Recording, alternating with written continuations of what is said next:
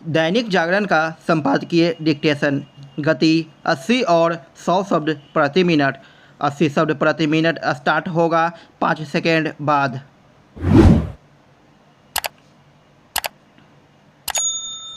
Start.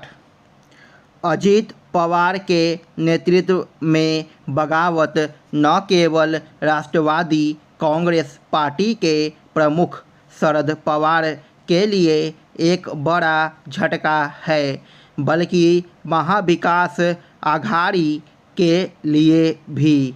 यह विपक्षी एकता के लिए भी एक बुरी खबर है। ध्यान रहे कि महाराष्ट्र में उत्तर प्रदेश के बाद सबसे अधिक लोकसभा सीटें हैं। अजीत पवार इसके पहले भी चाचा शरद पवार से विद्रोह करके भाजपा के साथ गए थे और गुपचुप तरीके से उप मुख्यमंत्री पद की शपथ भी ली थी, लेकिन किन्हीं कारणों से चंद घंटों के अंदर ही वापस लौट गए थे। इस बार इसके कोई आसार नहीं, क्योंकि उनके साथ राकांपा के कई अन्य विधायकों ने भी शिंदे सरकार में मंत्री के रूप में शपथ ले ली है। इसके अतिरिक्त उप मुख्यमंत्री पद की शपथ लेने वाले अजीत पवार दावा कर रहे हैं कि वह असली राकांपा हैं और उनके साथ अधिसंख्य विधायक हैं। अजीत पवार ने शरद पवार के साथ वही किया जो एकनाथ शिंदे ने उद्धव ठाकरे के साथ किया था। भले ही शरद पवार अपनी पार्टी को फिर से खड़ा करने का दम भरे, लेकिन अब इसकी संभावना बहुत क्षीण है, क्योंकि एक तो उनकी उम्र हो गई है और दूसरे वह पुत्री मोह से ग्रस्त हैं। अजीत पवार चुप नहीं बैठेंगे, इसका आभास उन्हें उसी दिन हो जाना चाहिए था जिस दिन उन्होंने बेटी सुप्रिया सुले को राष्ट्रीय कार्यकारी अध्यक्ष बना दिया था। ऐसा करके उन्होंने अजीत पवार को किनारे करने का ही काम किया था। राकांपा में फूट कोई नई अनोखी बात नहीं। परिवारवादी दलों में ऐसा होता ही रहता है। पार्टी विशेष के प्रमुख अपने बेटे बेटियों को जब आवश्यकता से अधिक प्राथमिकता देते हैं तो कई बार निकट संबंधी ही उनके खिलाफ विद्रोह कर देते हैं। महाराष्ट्र में ही बाला साहब ठाकरे के भतीजे राज ठाकरे ने इसीलिए बगावत की थी, क्योंकि उन्होंने बेटे उद्धव ठाकरे को पार्टी की बागडोर सौंपने का फैसला कर लिया था। एक समय समाजवादी पार्टी में शिवपाल यादव भी अलग राह पर चलने के लिए विवश हुए थे। तेलुगु देशम पार्टी में भी ऐसा हो चुका है। चंद्रबाबू नायडू ने ससुर एनटी रामाराव का तख्ता पलट दिया था। परिवारवादी दलों में केवल निकट संबंधी ही विद्रोह नहीं करते, कई बार परिवार के बाहर के नेता भी अलग राह पर चल निकलते हैं, क्योंकि पार्टी पर परिवार के लोगों के वर्चस्व के चलते उन्हें अपना भविष्य अंधकार में दिखने लगता है। इसका एक उदाहरण एकनाथ शिंदे हैं।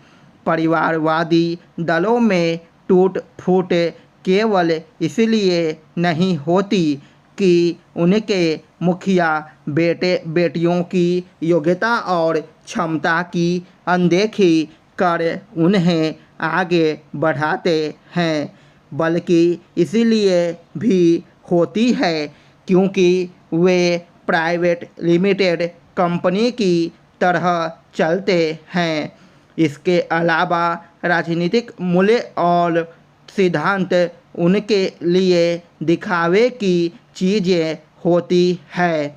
वे जनहित और देशहित की आड़ लेकर किसी भी पाले में खुशी खुशी खिसक जाते हैं। स्टॉप।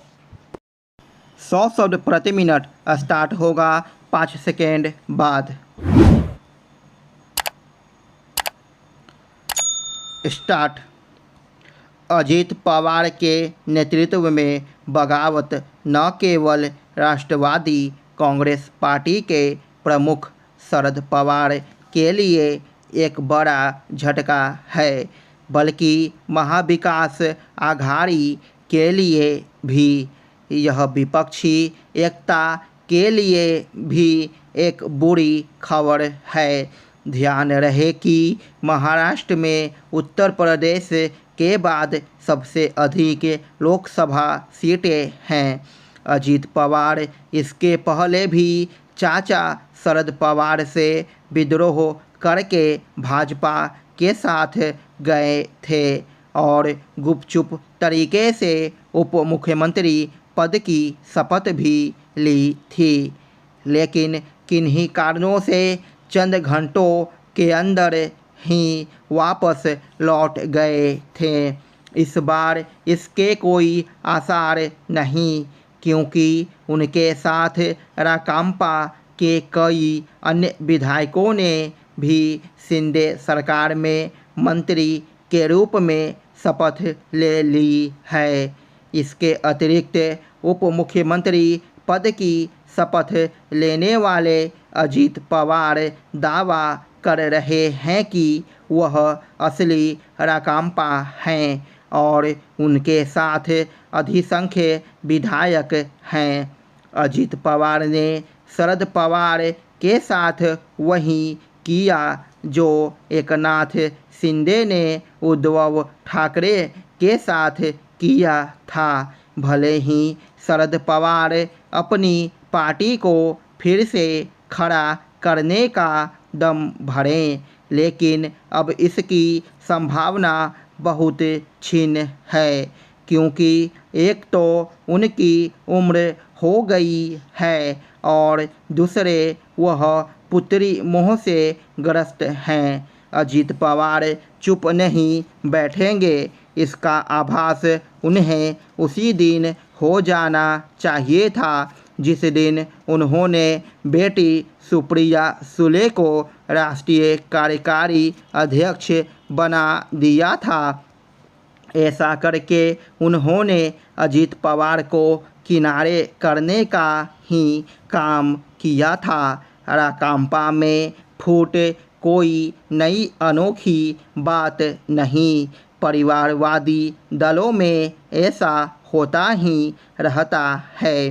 पार्टी विशेष के प्रमुख अपने बेटे बेटियों को जब आवश्यकता से अधिक प्राथमिकता देते हैं तो कई बार निकट संबंधी ही उनके खिलाफ विद्रोह कर देते हैं। महाराष्ट्र में ही बाला साहब ठाकरे के भतीजे राज ठाकरे ने इसलिए बगावत की थी क्योंकि उन्होंने बेटे उद्धव ठाकरे को पार्टी की बागडोर सौंपने का फैसला कर लिया था। एक समय समाजवादी पार्टी में शिवपाल यादव भी अलग राह पर चलने के लिए विवश हुए थे। तेलुगु देशम पार्टी में भी ऐसा हो चुका है। चंद्रबाबू नायडू ने ससुर एनटी रामाराव का तख्ता पलट दिया था। परिवारवादी दलों में केवल निकट संबंधी ही विद्रोह नहीं करते, कई बार परिवार के बाहर के नेता भी अलग राह पर चल निकलते हैं, क्योंकि पार्टी पर परिवार के लोगों के वर्चस्व के चलते उन्हें अपना भविष्य अंधकार में दिखने लगता है। इसका एक उदाहरण एकनाथ शिंदे हैं। परिवारवादी दलों में टूट-फूट केवल इसलिए नहीं होती कि उनके मुखिया बेटे-बेटियों की योग्यता और क्षमता की अनदेखी कर उन्हें आगे बढ़ाते हैं, बल्कि इसलिए भी होती है क्योंकि वे प्राइवेट लिमिटेड कंपनी की तरह चलते हैं। इसके अलावा राजनीतिक मूल्य और सिद्धांत उनके लिए दिखावे की चीज़ें होती हैं। स्टॉप।